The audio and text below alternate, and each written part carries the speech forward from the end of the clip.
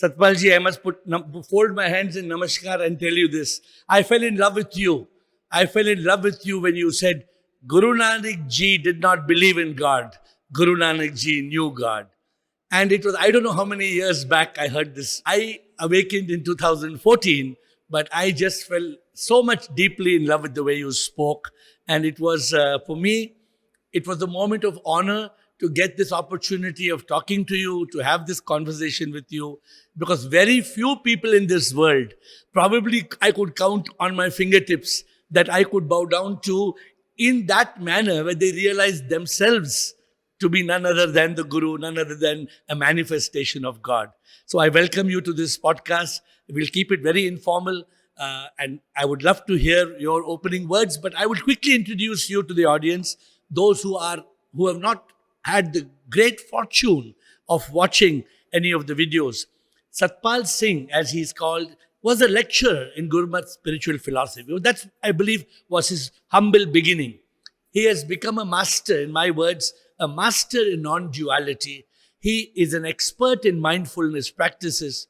Right in 2012, he founded Nanak Naam. It started as a YouTube channel, now a registered charity in the UK. But he is an amazing person. And I don't have words. Sometimes I fall short. If you look at many of my podcasts, you won't find me struggling. I have so many podcasts to find the right words. Such an amazing person. Satpal, with folded hands, I greet you. I welcome you to this conversation. A few words from you and then we will roll. Thank you so much for welcoming me. That's far too kind, all the words that you've used for me.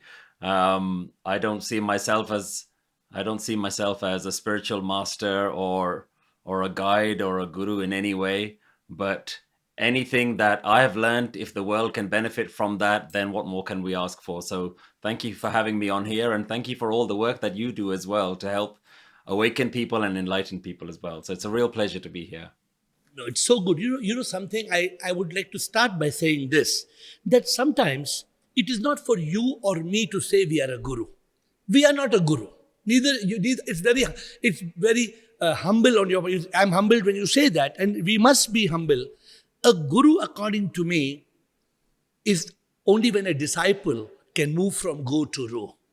If somebody could hear you, Satpal, and if your voice can take that person from darkness to light, from go to ru, you automatically become a guru. You don't need to raise your hand. Some people pride themselves of being Mahaguru and this guru and that guru. You and me know very well. We are nothing. That is why I am so privileged to have this conversation with you. Because only when we know Neti, Neti, we become Tattvamasi. Unless we realize we are nothing, we cannot become that everything that we truly are. And so, thank you so much. Yeah, I am excited. I'm happy we both are on the same page. But let us start. Today, I want to learn from you many things that you believe in. I would like to cover some questions on God and also the Mool Mantra, in which you are an expert. Let it flow in the way you like. Would you like to address, because as I said, my favorite word was Guru Nanak ji never believed in God. Guru Nanak ji knew God, which knew God in the sense it's beyond knowing. He realized God. He could feel God's presence. For him, God was omnipresent. God was everywhere. I understand it after my awakening. I was ignorant for 48 years. And then I awakened. I opened my eyes to realize the truth. So whichever way you would like, I'd like to touch the topic of the Mool Mantra and of God. And it's a conversation, so we will interact with each other. Thank you so much. I just want to pick up on the point that you made about the guru and how enlightening somebody else, taking them from darkness to light, makes you the guru, makes you the person who brings that forward. Let me share with you what Guru Gobind Singh Ji defines as the guru. He actually does the same message as Guru Nanak Dev Ji. So for those who are not familiar, Guru Gobind Singh Ji is the 10th master in Guru Nanak's tradition. In the tradition of the Sikhs, the foundation came from Guru Nanak Dev Ji, and then he passed it on from one to another to another. But interestingly, all the gurus never referred to themselves as the master. And this is going back to what you mentioned about the Mool Mantra. Guru Nanak Dev Ji's focus has always been to focus the attention on oneness, on the ultimate divine. Guru Gobind Singh Ji does the same thing. And he says something very beautiful about the definition of Guru. He says, Ad Ant Eke Avtara, Soi Guru Samjio Hamara. That one divine being that has been there since the beginning of time, Ad Ant Eke Avtara, that being that has become one, that is the ultimate oneness of all time, Soi Guru Samjio Hamara. Understand that that is the ultimate Guru. So the oneness itself is the thing that we are aiming towards, but the oneness itself is the one that is pulling us back towards it. So the oneness is the Guru. I like to think of it that if 100 people read a book and they talk about that book, they are not the master of that. The wisdom contained within that book itself is the master. So that's why I go back to the point that even Guru Nanak Dev Ji doesn't refer to himself as the Guru. He refers to the ultimate wisdom as the Guru. The wisdom is the thing that we must all strive towards. So I think that's what he's doing even in the Mool Mantra. He starts with this beautiful word, Ik Onkar, that there is only oneness. The entire thing that you see around you is not multiple things. There is only one divine entity everywhere, and you yourself are a part of that divine entity. And so that is the opening statement of Guru Nanak Dev Ji. That is his opening statement towards realization and spirituality. So beautiful. And isn't that exactly what the Upanishads also talk of when they say Neti Neti Tattvamasi? In fact, it goes on to the Mahavakyas. It says, I am Atma Brahma, Prajnanam Brahma. And then it says, Aham Brahmasmi. But Satpal, the problem as we talk to people, the moment people say, Aham Brahmasmi, so the translation is, I am God. And then the ego starts to misunderstand the statement. When for us to understand Aham Brahmasmi, which is Ek Omkar, I believe it doesn't mean, it's not very different in essence, unless we understand Neti Neti. I am not this body. This body will die. Satpal, as a name, Satpal will come and Satpal will go. But you, the divine being, when I look into your eyes, the life force, what is the power inside you, is that power of that wisdom which you talked about. What people just say, omnipresent, omnipotent, omniscient. We use these terms, but to understand it in reality is profound, right? And so therefore, I would like to understand a little bit more of the Mool Mantra as we go along. The word Ek Omkar itself is so profound, but people can't digest it. Because there is the ego that separates you and me for the world. And that's why today there is a war in Russia and Ukraine and Gaza. If we all realize we are part of that Ek Omkar, if only we realize that we are all the oneness, what we refer to as non-duality, but knowledge of that oneness is not realization. You may speak to hundreds of people, you may explain it so simply for them to understand. So what stops people from understanding the truth or realizing the truth of Ek Omkar? If you look at the Mool Mantra, it starts by talking about oneness and the various facets of oneness. The oneness is Onkar, which means that it is this unfolding, ever-present life energy. It is ultimate truth. It is the one that is doing everything. It is the reason that you're alive. It is the life force within you. It's all of these things. But the end of the Mool Mantra is something very interesting. And to answer your question, why do people struggle to know this oneness? It says, Gur Prasad. That without the blessing of this wisdom, without the oneness blessing you, if it's not in your destiny to even know this, you can try whatever you want. It will not happen for you. What I love about this teaching is that as you mentioned this very important concept of ego, you cannot know God without understanding your ego.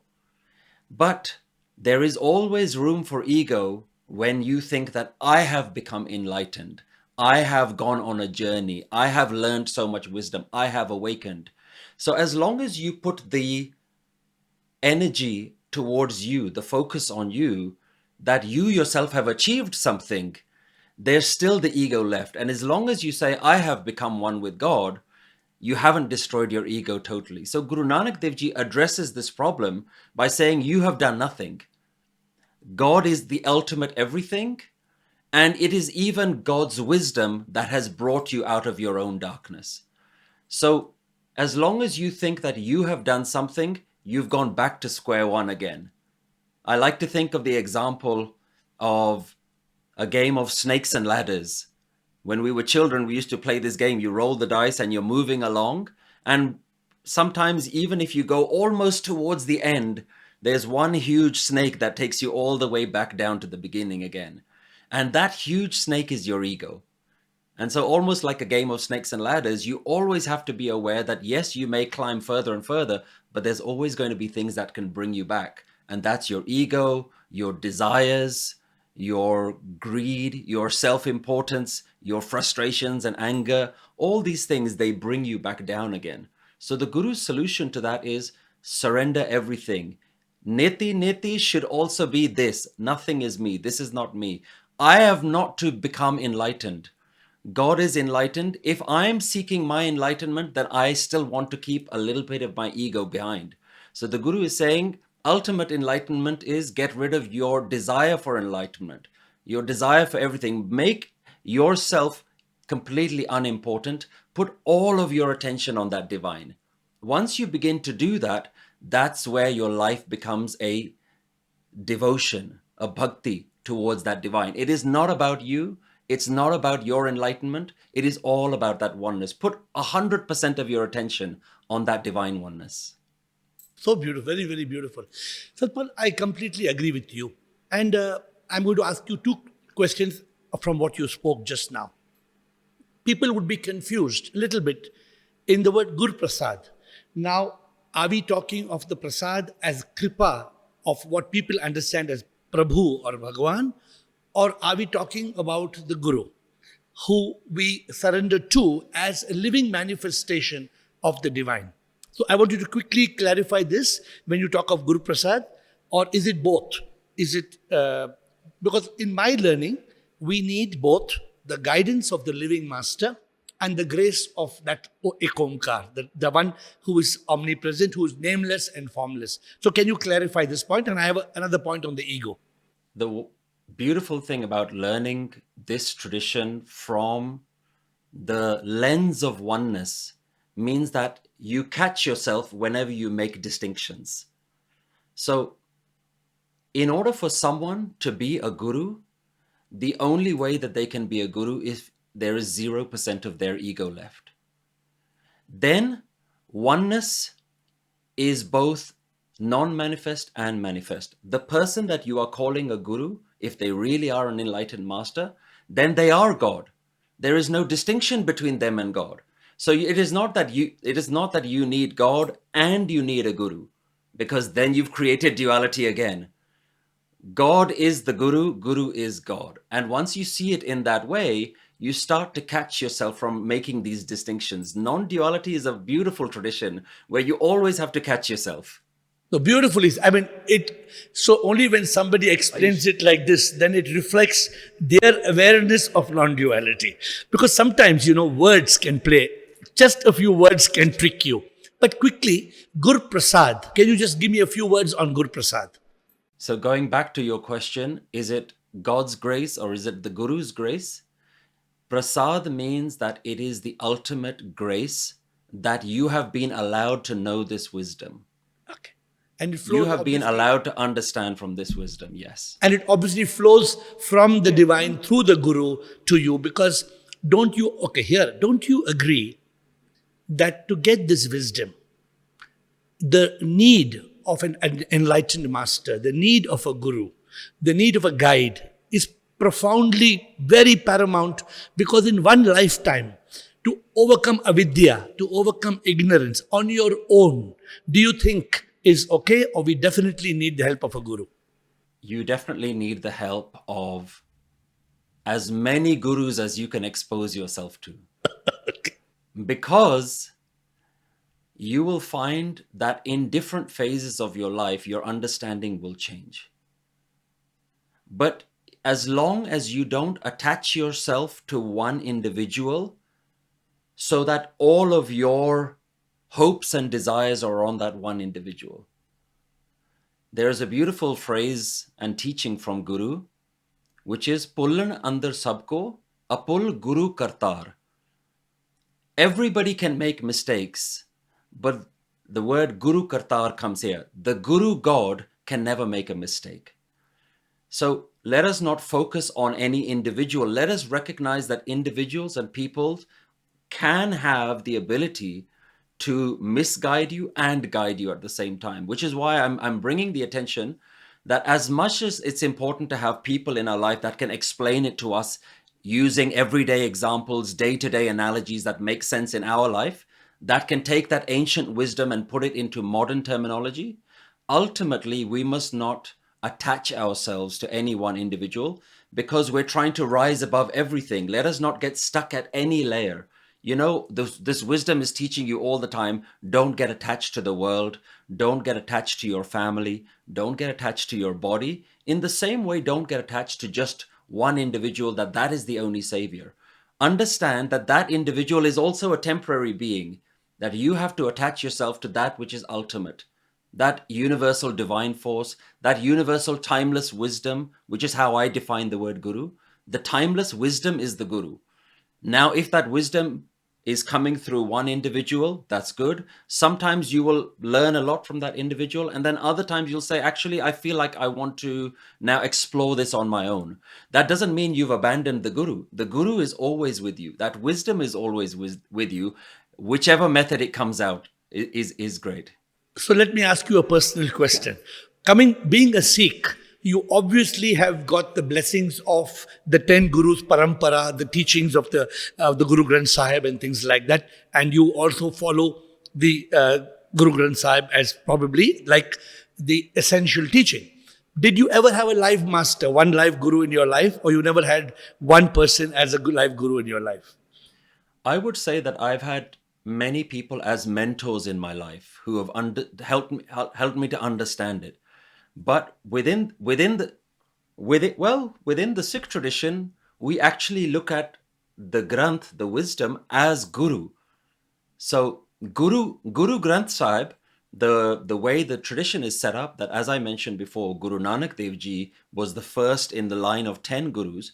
When Guru Gobind Singh Ji, when it was his time, when he realized that his time on earth was coming up, the Sikhs actually asked him, Guruji, who is going to be our next guru? And he says, all of this wisdom is now contained within this one Granth, and that wisdom itself becomes your guru. Guru Granth Sahib is the guru. And it doesn't even just contain the teachings of the 10 gurus. There's teachings of some of the greatest spiritual masters within Indian various traditions. Bhagat Kabir Ji's wisdom is within there. Bhagat Namdev Ji's wisdom is there.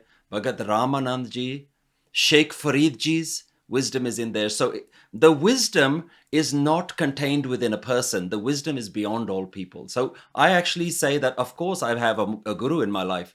The wisdom of Guru Granth Sahib Ji is my guru. But let me provoke you further. So now, Please. for example, there are some people who are talking of the Bhagavad Gita, or there are some people who are trying to talk of the Bible. We find so many different interpretations and translations and expressions from different religious leaders. So do you find this problem with the Guru Granth Sahib, that people can misunderstand a shloka or this, or is it absolutely clear? Of course, the wisdom is profound, the wisdom is perfect, but when we read it, we're reading it through the lens of our own mind, our own ego, and our own understandings. So obviously there is room for us to make mistakes. We can make a mistake in our interpretation. It doesn't mean that the wisdom is wrong. There is a beautiful teaching that says, Ved Kateb Kaho Mat Chuthe, Chutha Jo Na Bichare. Don't call the various spiritual scripts wrong. Don't call these scriptures wrong. The person who doesn't contemplate on their meaning is wrong. The person who really doesn't know how to understand them. And this is where it really helps to have other people around you who have understood this wisdom better than you. One of the things I say that, if you wanted to start a new business, they always say go and find a business mentor. Somebody Absolutely. who's already started a business before you. If you want to learn a new instrument, go and find a mentor or teacher. If you want to take up a new sport, go and find somebody who's going to coach you. So you do need somebody who's going to be able to show you in the right direction, that says you're reading this wrong, or you might want to interpret this way or that way, to show you a different lens of looking at things. So this is where it is really important to have the company of other enlightened people around you, people who know a little bit more than you, that can help you with your misunderstandings. And that's why it's important, though you started with the humility that you don't call yourself a guru, when there are many people who consider you to be a guru, may not be the guru as in the 10 gurus that have come there, but when they say you're a guru, at least you interpret the Guru Granth Sahib in the right manner, and therefore I am very clear you become their guru. But let's move on. I want to share with you one small hitch we had in our conversation and take your thoughts on it. When I started writing, I wrote a small quote. I said, I started with nothing. I became something. I achieved everything, only to realize I am nothing. So Wow. finally, I realize, so people are very confused how, when you just said, because people are going to listen to our conversation, and if you say you should not even seek enlightenment because the I comes into picture. So what is the submission I make to them is that we start off with a false ego. We start off with the ego that says, I want to be enlightened. I know, I have learned, I am a... But then the false ego becomes the enlightened ego. When the enlightened ego is referring to this existence, you can't, even an enlightened man needs to say, give me a glass of water. Because you have to identify yourself. You can't say give Satpal a glass of water. No, you have to say give me a glass of water. Though you are awakened. So to help people, I guide them to move from the false ego, I am, to the enlightened ego, I am not. I don't know if you must be familiar with Hindi, right? Hindi is okay with you. Sure. So I write a little lyrics on Hindi and I tell people, मैं क्या हूँ कुछ भी नहीं, सब कुछ तुम ही हो प्रभु, तुम बिन मैं क्या कुछ भी ना, लहर एक हूँ मैं प्रभु, आता मैं जाता प्रभु, तू है समुंदर सारा, तुझ में समाता प्रभु, तुझी से मैं आता कुछ भी ना. So if people are working towards that state of being the enlightened ego, realizing we are nothing, you still have a problem with that, or what is your view on that? I don't have a problem with any of that. It's such a beautiful phrase, beautiful verse that you've sung there. I think for me, there is stages that we go through. You're absolutely right. You start in absolute ignorance, not knowing what this oneness is, not knowing what the divine is, not knowing yourself. And through that understanding, you begin to realize, as you so beautifully put in that verse, that I am just a wave and you are the ultimate ocean. And so once you begin to realize your relationship with that life force, then you can realize that you are a temporary version of this ultimate thing. The wave just comes up for a few seconds and then it's gone again. That's like our entire life. And you can either be a wave in ignorance and have no understanding of the ocean, or you can have an awareness that I'm actually part of a much bigger thing called life, much bigger thing called oneness, God. The wave begins to realize that it is the ocean. And in the end, whether you're realized or whether you're not realized, the wave has to go back into the ocean itself. Whether you accept it or not. Just because a blind man says that there is no Taj Mahal, it does not really mean there is no Taj Mahal. So we have to accept that. So, how do you view so many religions in this world and the problem between many religions uh, pushing their followers to only follow their religion? I don't know in Sikhism how it is, but I believe that in my books, I happen to write several books. So, in my learning, religion is a kindergarten. You need to go beyond whatever religion you have to a university called spirituality. But probably Sikhism, you may say, is just like a university. It's not a religion. But how much do you feel Sikhism being a religion, and how several religions are stopping us from God realization? Because if you start to believe, my God is Krishna, my God is Rama, my God is Shiva, if you start giving names to gods, then I have parents who are 84 years old, and to them, I have built a very big, huge statue of Lord Shiva in Bangalore when I was a Shiv Bhakt from 8 to 48. And my parents are very, very devout followers of Shiva. And the challenge for me, how will you realize that God is that omnipresent, omnipotent power if you limit yourself to the God of a religion? So let me hand over to you. That's a question that you've asked, which is an age-old question. And it has been a problem with humankind for, if not centuries, then thousands of years, that everyone has misinterpreted what the master was trying to teach. I genuinely believe that the spiritual masters of all traditions came to give a similar message, whether it was Buddha, whether it was Christ, whether it was Guru Nanak. But what happens is, over time, people naturally create these little tribes, and they want to somehow feel special because they belong to that tribe. And the way that they do that is they alienate and they put down all the other tribes. And yet that was not what the master was trying to teach. From my understanding of studying Sikhism, as you call it, or the tradition, is Guru Nanak Dev Ji made a very serious attempt to try and overcome this problem. And he genuinely tries to create a tradition that is almost a tradition that is for all of mankind. And the way that he does that is he doesn't limit you to become a follower of one group. Guru Nanak Dev Ji famously traveled around the world not trying to convert people to follow him, but trying to get people to focus their attention back on the divine.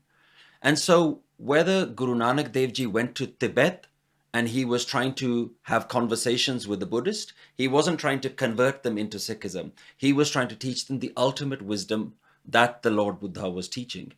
When he goes to Jagannath Puri, he's trying to teach them the divine wisdom there. When he goes to Mecca, he's trying to teach them the divine wisdom there. So he's trying to make a Hindu, if you identify with yourself as a Hindu, he's trying to make you the best Hindu you can be. If you're a Muslim, he's trying to make you the best Muslim you can be. And ultimately, that is to rise above some of these limitations that we put on ourselves, rise above some of these little small ego-based groups that we create, and saying, this is not who you really are. Ultimately, you're part of something which is a universal ocean, an ocean that is for everyone. The one divine wisdom teaches us that it is just oneness everywhere. The same sun is shining in France, the same sun is shining in Sri Lanka, the same sun is shining in China or Australia. It is one sun, but many different people and different nationalities are enjoying the benefits of that sun. So if you recognize and put your attention higher above than these little small groups that you're a part of, if you constantly raise your attention to look at that ultimate oneness, look up, look at that oneness, then you will see that actually we're all the same. And this is what Guru Nanak Dev Ji made a very serious attempt by even including the teachings of other masters in the Granth and saying, look, this is truly a wisdom for all mankind. It really doesn't make a difference which path you take to climb to the summit. If you think about a mountain, we're all taking different paths, but we reach the top at the same summit. So that is really what spirituality has to do. And if any religion teaches you to look down on other religions, then it is not a religion. It is not a truth. It is not real spirituality.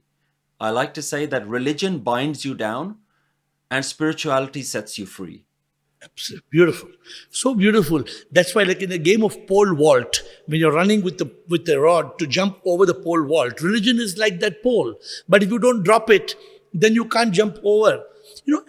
I have been also following the teachings of Guru Nanak, and I always thought that it's so profound because he talks of oneness and things like that. But I don't know whether you will take it personally. Then how Sikhism has become another religion. Or for example, the Buddha said, don't have idol worship. Somewhere he spoke that there should be no idol worship. When I went to a Buddhist temple in Singapore, I found in every room of the temple 108 idols of every bodhisattva. So it's mind-boggling. I mean, the master teaches something, but it's like that man teaching the child, where is the moon? And the mind is looking up and pointing to the moon. And the child draws in the class tomorrow the finger as a picture of the teacher asks, what's the moon? The child draws the finger as the moon, when the finger was just pointing towards the moon. So why has then Sikhism, which could have become pure spirituality because of the Guru Nanak's teaching and the Guru's teaching, how has it become a religion? I don't want to dwell too much on it, but just a quick comment on that. I think it's natural over hundreds of years that communities who have a similar interest are all aligned with one way of thinking. Eventually, they begin to organize themselves. And so this is something that happens over time, is that when you all have a communal way of looking at life, eventually you start to create systems, processes, a common language, a common dress. Because ultimately what I find with all human beings is humans are very tribal animals. If you look in nature, there are some animals that are solitary animals, like a polar bear, for example. It never lives in a community. Every polar bear goes and just hunts by itself, sleeps by itself, lives its day out by itself. Even when they mate, they go their separate ways afterwards. So there are certain animals that are very solitary animals, but there are other animals that like to live in groups. I like to think that the human, just from our evolution, has evolved to be a very social animal. So it's very natural for us to always try and create communities. And once you create communities, then you create systems. But underlying that, the Sikh philosophy has constantly tried to remind us that yes, you might be a group of people, but you must never discriminate against anyone. In fact, how can you discriminate against anyone when your own teaching is telling you that everything is being done by God? God has created the Sikhs. God has created the Hindus. God has created the Muslims. God has created the Christians. And in fact, it is God who is infused in all of these different people, in all of these different cultures. So I think it's very natural over the time that communities create some sort of grouping together. You've said it so beautifully. I think you've said one of the most beautiful thing, because even the Bible tells you, Luke 17, that the kingdom of God is within you. In Corinthians 4:16, the Bible tells you that God lives in the temple of your heart. Now, obviously, the leaders who were in reality spiritual leaders have become religious gods because the followers have done this. And I think that if we are not careful, isms will be created, and these isms take us away from God. When the moment you start creating these groups, then what are we doing by creating these groups? We are creating duality. The simple thing that you teach a small child is taught. Somebody asks them, Mama, Papa, where is God? God, Bhagwan udhar hai. Bhagwan asman mein hai. So, so in In the poetry, I tell people, I say, इंसान मैं नहीं सच में भगवान हूँ, दिखता जो मैं वो नहीं आत्मा मैं हूँ, अनुभूति हो गई एहसास हो गया नेति नेति तत्वमसि. The challenge, Satpal, is not to think of ourselves being the Atma, but seeing everybody being the Atma. Because if, like the Guru's wisdom, the wisdom teaches us, if we see every individual as Atma, then we see them as Paramatma. We can see God in all, we can serve God in all, we can love God in all. Otherwise, if you want to love God, for example, you love your beloved. You have your wife, you have your girlfriend, whomever you have, you love your beloved. But that love is only from skin to skin. That love is never. But when somebody asks me, what is love? Talking from a spiritual angle, I tell them LOVE is longing of the soul, which is very passionate and creates an ecstasy of joy. So LOVE to me is very spiritual. And somebody asked me a few days back, well, what is true love? I said, true love is transcendental. It is not this worldly love. It is a rainbow. It's a rainbow of 7 colors. We love our parents, we love our friends. There's intellectual love, there's emotional love. But this world only knows red love. Red is only one color of the rainbow. It is physical, erotic love. But unfortunately, the world is lost. And therefore, people like you, when you speak about these things, simple things like happiness, love, all these are our essential nature. We can be happy, we can love, but why is it so rare in the world? Why is true love missing? Why is a simple thing? Why are people unhappy? I mean, I don't know whether you would like to comment on this, but don't you find so many people are unhappy? What is the cause of unhappiness in your view? You know, it's so interesting that certainly within the Indian spiritual traditions, there's been such a big focus on dukh, on suffering.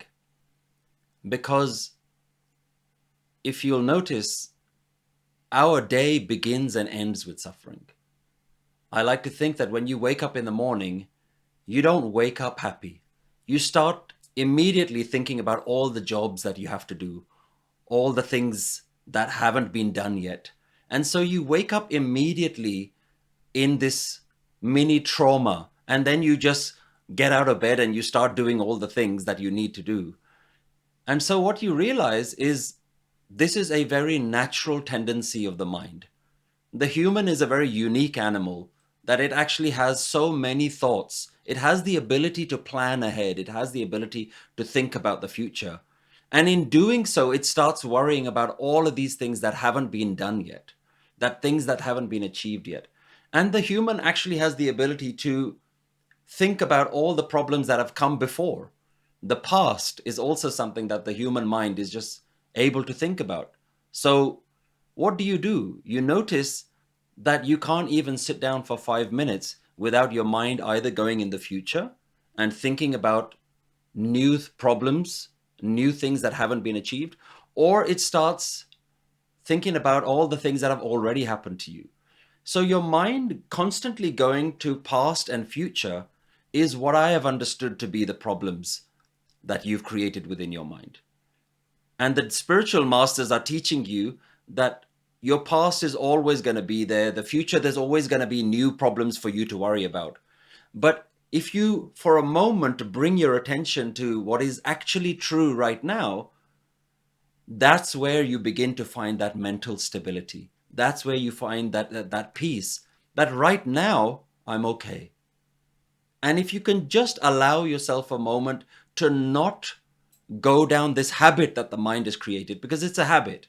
It's something that's happening unconsciously. You don't actually know that you're doing it. You're not even aware that your mind has just gone in 10 different directions. And so if you can learn to just catch your mind from going somewhere and bring it back here, which is what meditation is all about, bring your mind back, then all of a sudden you realize that I don't need to create love. I don't need to create bliss. My underneath, under all of my problems is love. There is love and bliss that's already here. I just need to allow myself or train my mind to come back into that love and bliss that's already within my heart. So beautiful, but it's very amusing. I'm going to amuse you a little bit now. I tell people, Sure. is it even possible for you to go to a yesterday that is gone or a tomorrow not yet born? I'll give you $1 million. I'll give you what you want. You just go back to yesterday and put an extra slice of cheese in the sandwich we had yesterday. I'll give you $1 million. No, I can't do it. Okay, go to tomorrow and prepare this for me tomorrow, so I will come into that tomorrow. So Satpal, the very funny thing, in reality, nobody can go to yesterday and nobody can go to tomorrow. Nobody can go even 1 minute. If you and me have been speaking for 30 minutes, if we want to change what we have spoken in the last 30 minutes, it's impossible. But then, who is this rascal? Who is this rascal that's going to yesterday and tomorrow, creating misery and sorrow? It is the mind. And when in the interesting conversations, after I woke up to the truth 10 years back, I shut down my business. I just do this because I love to do. I write songs, I write books, I give talks, just like you. I mean, my life is, we both have similar lives. So I tell people, okay, I ask them, so who's going to the past and the future? They say, instantly the answer, the mind. I say, yes, the mind creates fear, worry, stress, anxiety, regret, shame, and guilt. I at least list 7 miseries the mind creates. So I tell them, okay, so let me give you a price. You know how the brain looks. You've seen a picture of the brain. And you know the color of the heart. You've seen scans and MRIs and the kidneys. I tell them, pause for a moment and draw for me. I give them a sheet of paper. Draw the mind. How does the mind look? What is the shape of the mind? What is the color of... And they get perplexed. They get perplexed because there is no mind. They've never seen the mind. The mind appears to exist. But if you want to capture the mind, like you said beautifully, if you meditate, if you go into the state of silence, then there is no mind. The moment you still the mind, you kill the mind. The mind doesn't exist. But the next moment when you get out of your meditation, like you said, you wake up in the morning, it bangs you. So, does the Guru Granth Sahib, or do you talk a lot about this mind and the tech? What is your view? Because in reality, in our beliefs, we call it Sat Chit Anand. I don't know whether you're familiar with the term. So, if there's man, the man creates man, mithya, dukha. The mind creates mithya, the illusion, and dukha. But from man, if you go from man to chitta, you go from mind to consciousness, then dukkha becomes sukha. The sattva chitta creates ananda. So this is something I would like to ask you. Do you think if we are able to still the mind and move to that state of consciousness, that state, people call it different names, samadhi, whatever you call, I don't know what you refer to, just meditation. Can we easily overcome misery? And can we build that yoga, that union with that ultimate, nameless, formless, and be in a state of eternal bliss, eternal love? What is your view? It's interesting that the Guru Granth Sahib spends a lot of time talking about the mind, about dukh and sukh, and what are the processes that get the mind away from dukh into a state of sukh, into a state of bliss. I heard something very interesting that said, trying to silence your mind is like trying to silence your heartbeat. What you'll notice is that you can silence your mind for a minute, 5 minutes, maybe even 10 minutes in your meditation. But the reality is that you're going to live in this mind. It is there with you 24 hours a day. So rather than trying to silence the mind, Guru Nanak gives you a different technique. One thing I say is that the mind is always meditating. 24 hours a day, the mind is meditating. But what you're meditating on is me, myself, my problems, my issues, my responsibilities. That's what the mind is doing all day. So I think Guru Nanak Dev Ji recognizes that the mind is constantly babbling and talking. So the Guru says, if your mind is going to do that all day, let me give you a phrase that takes you away from your ego and into oneness understanding. Because if your mind is constantly waking up and saying, I need to do this, I need to do that, what about this? I can't believe he said that to me. This person owes me money. I'm already late. I have to hand my assignment in. That's what the mind is doing all the time. Guru Nanak says, I understand that your mind is doing that. I understand your mind is never going to be silenced. Just take that word me, and replace it with tu hi. And so he gives you a new word, a phrase, whatever word that works for you, that takes your attention away from me and my problems and brings your attention that everything is you. Everything is oneness. Even this body right now, there may be problems that I want to solve. This body is yours. Even this moment right now, there may be things that need to happen. I surrender this moment to you. My children, they're not my children, they're your children. My circumstances are not my circumstances, they're your circumstances. So Guru Nanak Dev Ji creates a new mind, a refined mind, a mind that isn't constantly saying the mantra of ego all the time, but he's saying the mantra of the divine. So Guru says Naam is your key to go about your daily life, but actually have an enlightened, refined mind. So you can go about your day-to-day job, you can do all your things, all your duties, all your responsibilities. You don't have to abandon your life. You don't have to go and live in the mountains in the Himalayas. You don't have to go and live in a cave and reject the world. Be in the world, but recognize the world as a way of interacting with God.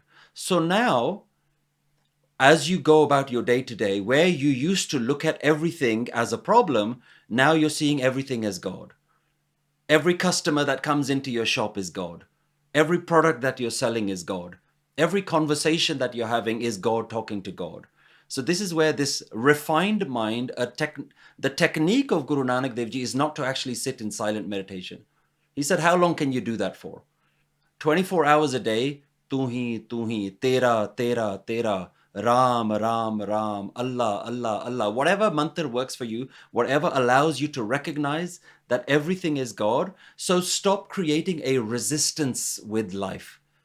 Life is going to do what life is going to do. Yes, there are problems in life, but there are problems that the mind is constantly creating. You can view life as a problem, or you can view life as a divine play, God's drama. I like to think about it that if you start a movie, you're not already worried about what's going to happen to the characters.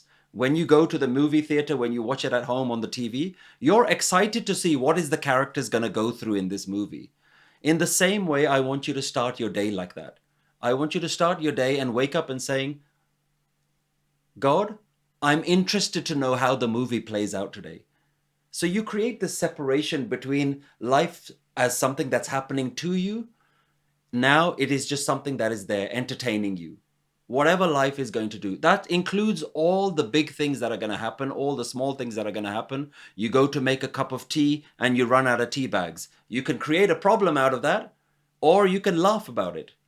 You know, even the smallest things our mind can create problems with. So when you start to change how you look at life as not another thing for you to worry about, but simply a new chapter, a new page in the book, a new twist in the story, then you can start to relax into life and you say, God, thank you for entertaining me. Let me see what is going to happen next in the story. So very beautiful. I like to put that as the words I tell people. There is trauma because you don't realize that life is a drama and everything is unfolding as per karma. I don't know whether you do a lot of talk of karma or you don't. Do you talk a lot of karma or not? I do, of course. Of Okay, so course, karma yes. is an active part of the Sikh philosophy. Absolutely. Absolutely. The word karma is very interestingly and how it's used within the Sikh philosophy. The word karma is to talk about the repercussions of your actions, but the word karam is also used as God's grace. So interestingly, Guru Nanak Dev Ji combines your actions as God's grace. And what Guruji is doing, again, going back to that oneness, not creating a duality, because what Guru is trying to teach us is your actions are God's actions. Your karma and your consequences are God's consequences. Again, this is this very refined way of not making life about you. Guru Nanak's reason for talking in the Mool Mantar, starting with oneness, Ik Onkar, is saying life is not about you. That is the ultimate way to destroy the ego. Guru Nanak is constantly trying to remind you, this is not about you. Even your karma is God's karma. The very words that are coming out of my mouth are not planned. It is everything that life has done to me that has created the next sentence that's going to come out of my mouth. And when those words come out of my mouth, what repercussions will happen is also just another chapter in the story of life. So you take the focus away from you. Okay, sorry. I was so attracted by what you were saying. So, what is the free will that God has given us? Has God given Satpal? While, of course, that there is no doubt that we are nothing. Every cell of our existence is God's energy. But has not God, in this drama called life, in this Leela, as we call it, in this Maya, has God not given us, although we are particles of God, we are the wave, He is the ocean, has He not, in this divine drama, this play, given us a free will for us to choose? I love the phrase free will. And I'd like to break down a little bit so that we can really understand what this word means. What we're saying with free will is I am free from God to make some decisions in my life. So the way I like to explain it to people is we like to think that God controls all the big things in my life. Like God controls when I'm born, when I die, who I get married to, how many children we're going to have. God controls the big things in my life, but I've got free will. I am free from God to make the small decisions in my life. So if I wake up in the morning, if I want to have a cup of tea or a cup of coffee, that's my free will. I am free from God. As soon as you think that you're free from God, you've created duality again. And so if, again, you have to understand the concept of oneness very deeply. You can never be free from God, just like the wave can never be free from the ocean. The wave has no ability to go in a different direction to the way the rest of the ocean wants to go. And so once you begin to understand that, it completely eliminates this idea of free will. The only thing that wants free will is our ego. Our ego wants free will. It wants to hold on to the idea that I have a little bit of self-control. When you totally destroy the ego, you realize that nothing is my free will. So let me help people understand this, because I know this is a very difficult concept for people to understand. One thing that people understand is that all of my actions come from my thoughts. So before I go to pick up a glass, I first have a thought that says I need to pick up this glass. So people think, okay, of my own free will, I've created this thought, I need to pick up this glass. And so then the action follows. And one of the questions, the most powerful question I've found, is if you believe that of your free will, you have created your thoughts, tell me what your next thought is going to be. And I've found this to be the most profound question to ask people. What is your next thought? If you're the creator of your thoughts, and hence you're the creator of your actions from those thoughts, tell me what your next thought is going to be. And I've done experiments in these various lectures and seminars that I've delivered. I go to the audience, can one person tell me what next thought they're going to create? And when people stop and they watch, they realize they don't know. They don't know because they don't create their thoughts. They simply wait and a thought appears. And so even if you are to make a small decision, if I ask you, do you want coffee or tea? If you really analyze your mind, you will have to actually realize that I can't make this decision. I have to wait for the thought to come. And when the thought comes, then I'll say coffee or tea. That is how you realize that you have no free will, that it is in fact the life force that is allowing everything to happen through you. That forces me to the next question, since you push me. Therefore, then, if there's so much automated or so much complete control from that universal power, then what is this concept of punarjanam, rebirth, liberation and unification, mukti, moksha? Do you talk of this aspect as well? It is interesting that when you study various Indian philosophies, they all have different ideas of what's going to happen to you after life. Even within Indian philosophies, some are talking about reincarnation, some are talking about heaven and hell, some say nothing happens to you. Guru Nanak Dev Ji was not trying to create another philosophy to add to all the philosophies that were out there. So Guru Nanak Dev Ji talks to you based on whatever your belief system is. Whatever you believe, Guru Nanak Dev Ji says to you, if you're worried about reincarnation, I have a technique that eliminates reincarnation. If you're worried about going to hell and you prefer to go to heaven, I have a system that brings heaven now and gets rid of hell now. So Guru Nanak is not trying to create another philosophy. Guru Nanak is trying to say right here, right now, how do you make heaven on earth now? How do you eliminate all desire for anything more, that you don't even worry about what's going to happen? If you totally surrender to God, if you really surrender, then you will ultimately have to conclude, God, whatever you want to do with me, you can do with me. Do that while I'm alive, and when I die, I have no ability to understand your entire system. You're so vast, I'm so small. How can I understand what is going to happen to me after my death? How can I understand where I came from before I was born? I'm too small to understand something so grand. So God, I leave it up to you. I'm not responsible for why I'm here. You created me. You allowed me to be here, and God, wherever you want to take me tomorrow, you can take me there. So again, it's about totally removing any shred of self-importance. Again, the ego comes back and says, but I want to go to heaven. But I want to get free from reincarnation. I want to become mukt. And it's back to that ego again, that I want something. Guru Nanak's technique is totally, every time you try to say something, Guru Nanak will wipe the ego again and say, no, you've mistaken yourself again. Okay. So just for my understanding, therefore, in the Guru Granth Sahib, there's no specific life and afterlife. It doesn't talk of a specific thing, is what you say. It mentions all the different theories. But it says the focus of your life is here and now. Connect with God now, and whatever will happen, whatever you think is going to happen afterwards, that's, you don't need to worry about that. Beautiful. So before the time runs out, you and me can talk for hours, you know that. Let me ask you to help people understand in your own way. If somebody wants to understand, who is God? Where is God? What is God? How would you explain this to them? I would have to go back to how Guru Nanak Dev Ji asks and answers this question. We talked about the Mool Mantar.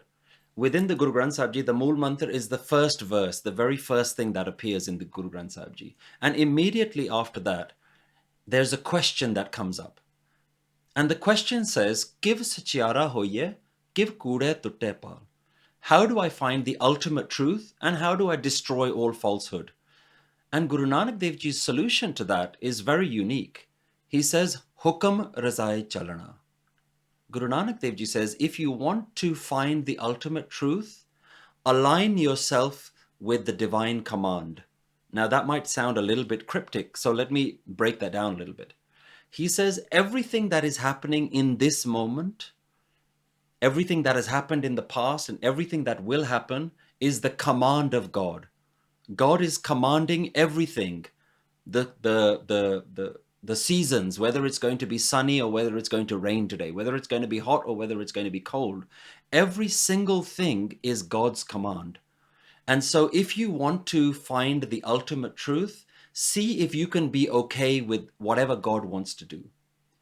So Guru Nanak Dev Ji's technique of enlightenment is actually aligning yourself with reality. Are you okay with whatever is happening in this moment? Can you create a mind that is so at peace with life that whatever life wants to do, you recognize it as the hand of God? God is doing every single thing right now. So no matter what happens next, you recognize that it's something that that divine God is doing. And so if you want to know life, Guru Nanak is saying, know this moment. What is true right now? Are you okay with life right now? Forget about God and forget about these big, big things. Can you be okay with life at this moment? That if the bulb goes, your mind doesn't automatically start getting frustrated. Why is the light gone? Why is this happening? Why is the technology not working around me? Can you be okay with every moment of life? Once you start to become okay with every moment of life, you will be connected to God, because God is in this very moment. God is in you, and God is in every single person that's around you. And so if you want to know what God is, simply learn to recognize everything as God. This moment as God, all the things that are happening in God, all the things that have happened as God. And so you will create such a sense of stillness and peace within you, because there is no desire for you to dictate what is going to happen next. You say, who am I to say what will happen next? God, I leave it all to you. It's total surrender. Surrender of your mind, surrender of your ideas that you think you know what life is going to, what life should be like. If you surrender the idea that you want to dictate what life is going to be like, and you simply allow yourself to become a witness of life, and you surrender to whatever life wants to do, Guru Nanak says that is how you will know God, because God is happening right now. You don't have to go anywhere. God is right in front of you. God is happening in this moment, but you're too busy trying to find God somewhere else, and you're missing the fact that God is happening right now. And did he teach any method for people to find God everywhere, experience God everywhere, realize God everywhere? Did he teach, was it a simple method or was it complicated? And his simple method was this understanding that we've just talked about, give it a name. Naam. He says Naam. If you can make your mind constantly remember the name of God, which is any name. For me, you mentioned Sat Chit Anand. That is such a beautiful wisdom that I've actually begun to use that as a mantra for me. So at any moment in my life, Sat Chit Anand, constant conscious contentment. And that brings me back to this understanding. If your mind is going to get frustrated, bring any word that allows you to remember this universal flow of life. And so going back to the analogy, we talked about the wave and the ocean. Any word that makes the wave remember the ocean will work. So that is Guru Nanak's technique. Use a name and keep repeating that name. Because if you don't, then your mind will start repeating your own mantra. Your mind will start repeating the mantra of your ego. So to overcome that of me, myself, I'm important, I know what's going to happen next, I want to do this, I want to do that, just make it every moment is God, and make your mind constantly repeat the name of God as you're going about your day-to-day work. It's not something that you have to sit down and do. As you're walking, as you're breathing, with every breath, say God's name. And that you may begin to recognize this is God, this is God, this is God. That is Guru Nanak's technique. Very beautiful. So there is no realization of God. For example, when we sing, we say, Prabhu Pana, yahi maksad hai, marne se pehle, Prabhu ko pana hai, sab kuch mila agar, Prabhu na mila to, samsar mila fir bhi, kuch na hum paate. So in Guru Nanak's words, is there Prabhu Pana, self-realization or God realization, which people talk in terms of nirvana, moksha, salvation. So is there a term, and is there something like that? Though you already clarified, I thought there's nothing you said, but I'm once again wanting to be sure, there's nothing like that in Guru Granth Sahib. There absolutely is.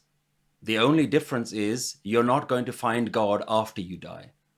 If you don't find God now in this moment, you won't find God when you die. So to attain God is to attain God in this moment. What is that called? Is that a Except term? we can call it any name that we want, but Guru Nanak calls it hukam, accepting the will of God.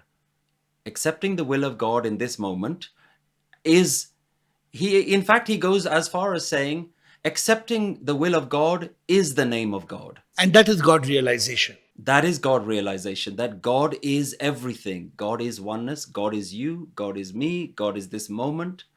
God is everything. What more God realization do we want? What more are we looking for? If we see God in every moment and in everything, then is there some other realization that's beyond that? No, no, beautiful. What you say is very profound. So I'm trying to understand it in both our terms so the audience can understand it clearly. So two things. I'm just separating this into two things. One, I call it acceptance. Why acceptance? Whatever has happened up to this moment, I accept it as your divine will, your hukam, your what we say, Kabul, whatever you have, that is one word. And living in this moment. And then the second aspect is surrender. Surrender to whatever will be. The famous song, Kesara, Sara, whatever will be, will be. So I surrender to the divine will because the divine is in control. And the divine is everywhere. The divine is everything. So there is only the divine, and this whole Leela, this drama is the divine. What has happened is the divine will. What is going to happen is the divine will. What is happening in this moment is the divine will.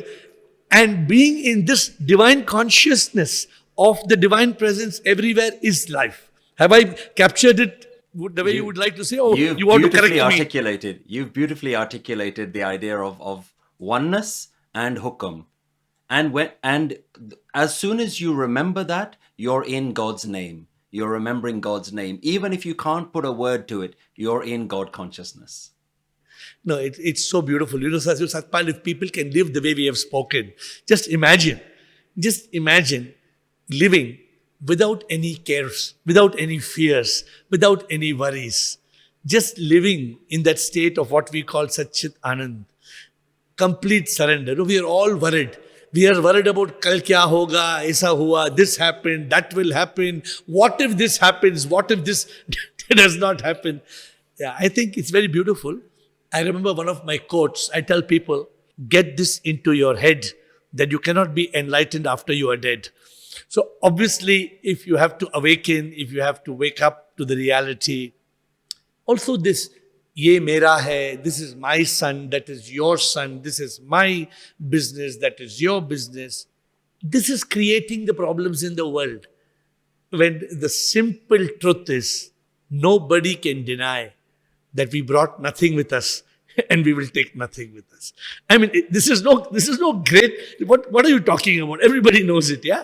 But if only we lived it, if only we lived that we are coming into God's existence, God's Leela, God's divine drama, enjoying this beautiful gift of life, and then going back into whom we are all none other than that supreme power. That. Let me ask you to close with whatever words you want. What are any questions you have to ask me? Anything you'd like to tell our audience? Over to you. I just want to follow up on what you've said. If only everyone could live like that. One of the things why I know I'm not a teacher, going back to the beginning of how we started this conversation, why I know I'm not a guru, is I've stopped worrying about if only people could live like this. I'm actually worrying if only I could live like this. And what I love about doing the work that I do is that actually the biggest student of everything that I'm saying is me. I'm actually speaking to myself more than I'm speaking to anyone else, because I know every day I myself struggle with actually living up to the standards that this wisdom is trying to teach us. So my mind comes back in, the ego comes back in, the worries come back in every day. So for me, I always say that I'm also another student of this wisdom, which is what the word Sikh really means. We are all students of this higher wisdom, and we can all learn something, and we can share this with each other. And we're living in such difficult times right now where there's so many difficult things that we're viewing happening around the world. And if we can just focus on ourselves, bring ourselves into a state of peace, into a space where we can feel that universal love for everyone else, you can't change the whole world, but change begins with yourself. So if you want to know world peace, it starts with inner peace. Once we know that inner peace, one by one, we can begin to start creating a world that is more blissful and more peaceful as well. Very, very beautiful. I think you've said it very beautifully. No doubt, we are all students. There is no, in school, they taught us a lie. They taught us a lie that practice makes a man perfect. But nobody is perfect. This is a lie we have been taught in school. And we remain a fool sometimes because of what we were taught in school. The only one perfect is that one, that who has empowered us to breathe from the first moment to the last moment. But I must say that a person like you, who has awakened to many truths of life, and your humility wants to say that you're not a teacher, but you will deprive so many people if you deny yourself to be. We are not superior, Satpal. I am not saying that we are any superior to anybody. But if we are to live as a divine instrument, if the divine has chosen any of us to be able to make it simpler for those who find it difficult to understand, with all humility, I think, without any ego or pride, because we know we are nothing. It's ignorance to believe that we are superior. I'd like to close. Since we spoke so much on ego, I'd like to close with a small poetry, with your permission. It says, कहानी दो पुतलों की, एक हाथी एक घोड़ा. कहानी दो पुतलों की, एक हाथी एक घोड़ा. मिट्टी के दोनों बने पर लड़ाई कौन बड़ा. A story of a 6-inch elephant and a 12-inch horse, both made of mud. मिट्टी के दोनों बने पर लड़ाई कौन बड़ा. हाथी कहे मैं बड़ा, घोड़ा कहे मैं बड़ा. हाथी कहे मैं बड़ा, घोड़ा कहे मैं बड़ा. पानी में डाला मिट्टी है दोनों, फर्क नहीं थोड़ा. Beautiful, beautiful. So we are all that mitti, that mitti. And when we realize that, when we realize that what are we in reality? Sometimes we think we are that mitti. But sometimes I tell people what you said, Guru Kripa and that Naam. I tell people, तुम बिन मिट्टी मिट्टी भी ना. तुम बिन तो मिट्टी भी कहाँ. तुम बिन तो मिट्टी कोई ना. मैं तो प्रभु कुछ भी नहीं, सब कुछ तुम ही. ओ मैं तो प्रभु कुछ भी नहीं. So this is very important. In all, I don't believe I'm teaching, but I believe that as an instrument, Satpal, you and me, you're doing it, and you're doing a fantastic. I salute you. I salute you and fold my hands. But when we tell people this in this poetry, it's coming to my mind. I just want to close with this. It says, ये तन तो 5 तत्वों से है बना. मन को ढूंढा तो मैंने कहीं भी ये ना. आत्मा जब निकल जाती वो है तू ही. रहती है क्या प्रभु बस ये मिट्टी. तुम बिन मिट्टी मिट्टी भी ना. God is in those 5 elements, what we talk of earth, fire. The science, the 2022 Nobel Prize went to those 3 scientists of quantum physics who discovered that every particle of matter is energy. They call it dark matter, dark energy. But Satpal, you know it very well. Whether it's dark matter or dark energy, sab tu hi, sab tu hi, sab tu hi and sab tu hi. Thank you so much. It has been such a pleasure, a privilege, an honor to talk to you. You have spread your bliss and your anand, your love to me and to everybody who is going to enjoy this conversation. Pranams, folded hands. I am grateful to you for giving us this time and hope to meet you sometime to stay connected in any possible way. Thank you so much. Keep spreading your light. Keep spreading the joy. Thank you for all the work that you do as well.